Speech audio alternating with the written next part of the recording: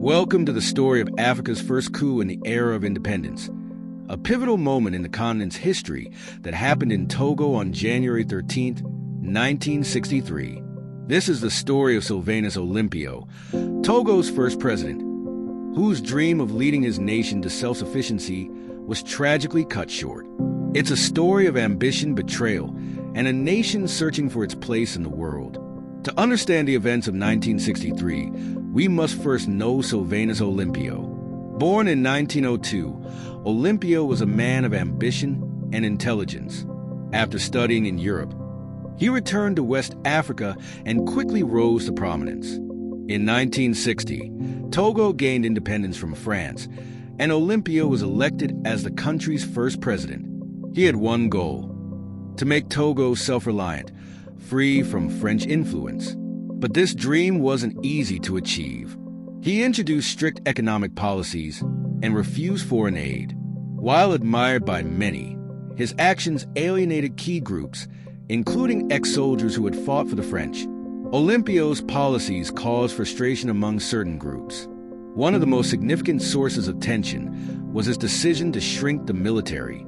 Many former soldiers who had fought for France during World War II found themselves jobless. Among them was Emmanuel Badiol, a sergeant major who became disillusioned with Olympio's government. These men, many trained in warfare, felt abandoned and humiliated. Behind the scenes, resentment grew into a dangerous plot. In the early hours of January 13, 1963, the streets of Lomé, Togo's capital, were eerily quiet. Under cover of darkness, a group of disgruntled soldiers, led by Emmanuel Badiol, moved towards the presidential residence. Sylvanus Olympio was caught off guard. When the soldiers stormed his home, he tried to escape. Barefoot and desperate, Olympio sought refuge near the U.S. Embassy, but the soldiers tracked him down. In a devastating moment, he was shot and killed by Etienne Ayadima, a young soldier who would later rule Togo for decades. With Olympio's death, Emmanuel Badiol declared himself head of government. However, his rule was short-lived. Within months, Nicholas Grunitzky, a rival politician and Olympio's opponent during the 1960 elections, was installed as president. Togo, once a symbol of hope, now became a cautionary tale of political instability. The 1963 coup sent shockwaves across Africa, marking the beginning of a series of military interventions on the continent.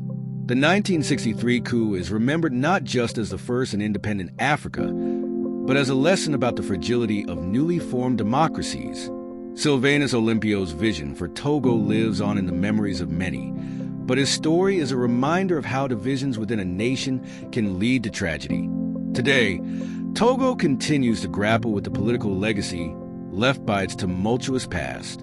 And so, we ask ourselves, how can nations heal from such wounds and honor the dreams of leaders like Olympio?